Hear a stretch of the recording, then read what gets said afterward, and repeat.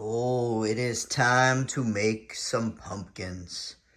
Paper mache pumpkins. We're going to go through and make these. So what is going on, everybody? It's time to make some paper mache pumpkins. I do a really cool coating on this with some roof coating, so these things will last in any kind of weather, out in the rain, out in the storms. I leave these things outside for the whole month of October, so these things are out there for 30 to 31 days, a little bit longer. It depends on how long I take cleaning everything up, but these things will last. These things are really heavy duty, and you cannot get these in the store like this. If you find them like this, they are expensive, really cheap to make. They just take a little bit of time to make them. You need a lot of newspaper, cut it up into strips. Need some school glue, some all-purpose flour, liquid starch if you got it. If not, you don't need it. I have this hand mixer right here that I got from the Goodwill. I think about $3, maybe $5. A cup that you're never ever gonna use for anything but this. Also the mixer, a paintbrush, and you need some kind of bowls to mix stuff up in. And I got these bowls that I sit these down on too. So this is kind of like a style that you can do to have one that's done. I've got other styles here. This one right here, I've done the paper mache and the paper clay on the face. I've only done one thin layer of paper clay on the back. I gotta go back through and build that up so it'll look like this. And this one here. This one here, I've already cut out. I just use a really cheap roto tool, or you can use a Dremel to cut the face out.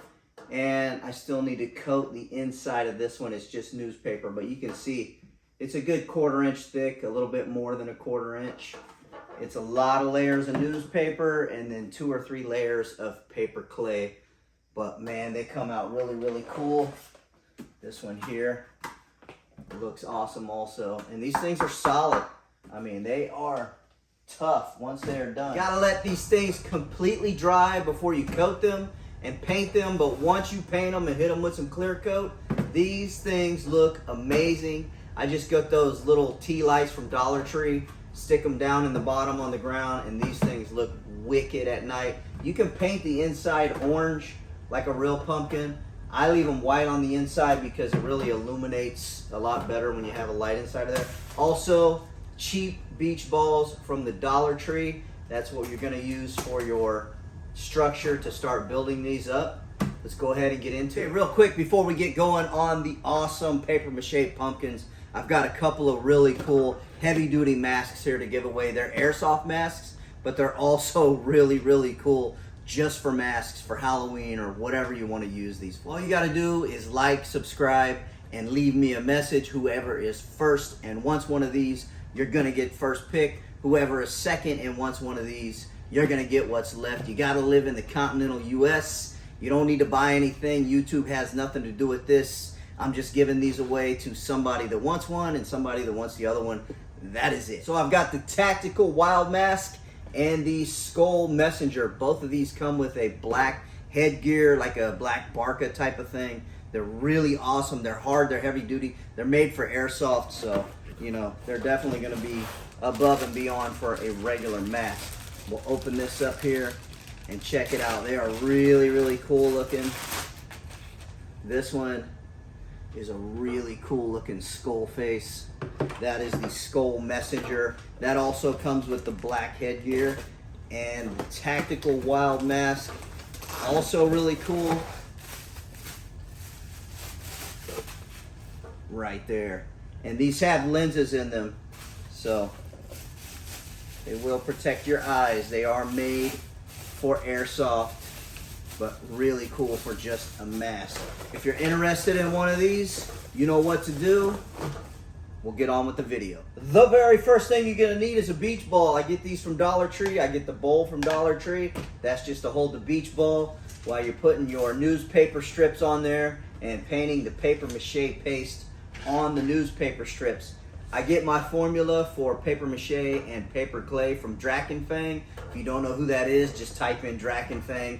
His YouTube channel is really awesome. He makes all kinds of really wicked Halloween things. Everything he makes comes out really, really cool. And he's who I've gotten my formula from. for making the paper mache paste. So I take about 5 to 6 cups of all-purpose flour, a cup to a cup and a half of white school glue, and I just mix those two with water until I have the consistency of a thick pancake batter. You don't want it too thick, you don't want it too runny. You'll see once I get it going on the beach balls. Now if you follow Drachenfang's, he uses also some liquid starch. I used to do that. I really didn't see much of a difference. Everything holds up either way you do it. So you can add the liquid starch or you can not add the liquid starch. If you do, it's the same thing. It's about a cup of the liquid starch. All right, I got 6 cups of all-purpose flour here. And I'm gonna do about a cup and a half of this white school glue here. And I know it's a liquid, but I don't care. I'm going to use this cup. And then I'm just going to mix it with water until I get the consistency that I like. And I'll show you how that looks once I get it all mixed up. Everything here is water soluble, of course. It's just school glue and flour. You can use gloves if you want to. Get some water here. You can mix all this up by hand. It's just much easier and much quicker with a hand mixer. Like I said, Goodwill, any kind of place like that, any kind of thrift store, great place to get these. Too dry.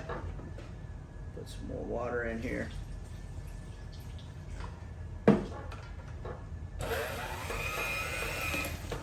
Make sure when you're not using this to cover it with some plastic wrap, or if you have a bowl with a lid, even better.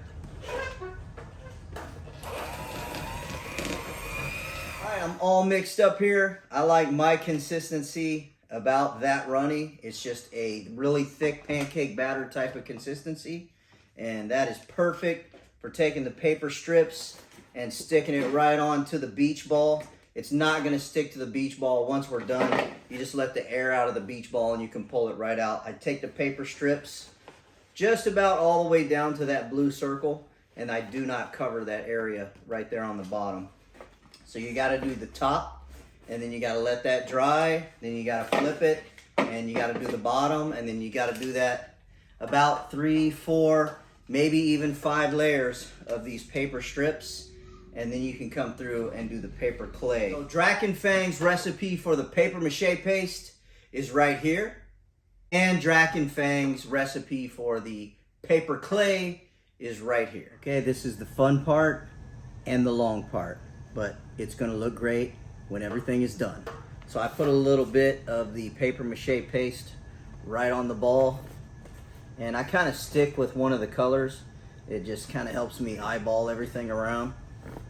So just a little bit like that. Take one of your strips and just stick it right on there just like that. Go right back over it with the paper mache paste and continue on all the way around. This thing needs a minimal of 3 layers. I suggest 5, maybe 6. That's gonna make it just that much more structurally sound. Okay, another strip. Kind of stick to the red area there. And just paper mache paste all over it. Just like that. It's gonna leave these kind of creases all the way around. It does not matter because once you do the paper clay, you're not gonna see any of that. Okay, so just this part right here, that's gonna be 1 layer. So you gotta do that a whole bunch of times. So you can do all of your layers all the way down to about here, and then you can let everything dry and then flip it over and do all your layers on this side. Or you can get a good amount on here, let it dry, flip it over, get a good amount on the bottom, and then come back through and do it all over again. It's really up to you. So that is it all the way around this thing. Just continue on exactly like this. minimal 3 layers. I suggest 5 to 6. And then we will come back and we'll do the paper clay. Okay, I've got 6 layers on the top half of this ball. You want to make sure you do vertical layers and then horizontal and then back vertical and then catty corner, all different ways. That way you got layers going all different directions. Now this top half has to dry, and then we can flip it over and do the bottom half, and then we can move on to the paper clay. So let that all dry up, cover up your paste, and I'll be back. Okay, it has been 2 days, and this part of the paper mache is all dry. So I go ahead and flip this over and start doing the bottom side. And if you get a little bit of separation like I have here, very simple, take your hand mixer and mix it all right back up. We're gonna flip this and start getting into it. So just flip it over now and start doing the bottom side.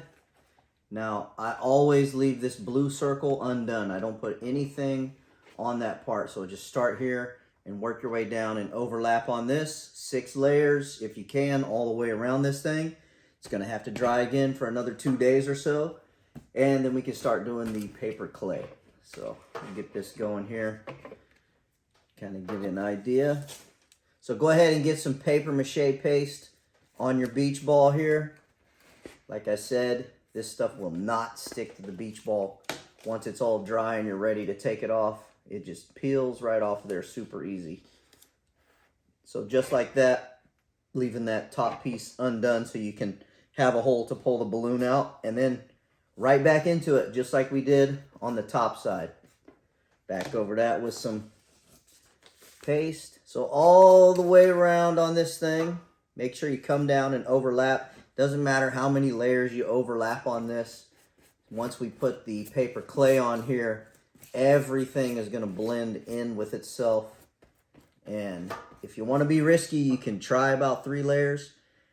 Just do 5 or 6 to be safe, because once you start putting the paper clay on here, it's so wet and it's so dense, this can collapse in on itself if you don't have enough layers of this. So that's kind of why I suggest the 5 to 6 layer rule. But just go all the way around just like we did on the top. Make sure you're overlaying. You want to go vertical, horizontal, catty corner, all different ways. Get your 6 layers and then let this dry. All right, there is 6 layers all the way up to the bottom there and all the way around. You can see that's how much I leave there. That'll give you plenty of room to let the air out of the beach ball and pull it out of there, which we will not do until we are done with the paper clay, because you need that stability in there for the wetness and the heaviness of that paper clay. So this all has to dry now for about a day or 2. Then we can come back through, make our lines for our pumpkin, draw our face, and just get a rough sketch on how we want it to look, and then start putting the paper clay on there.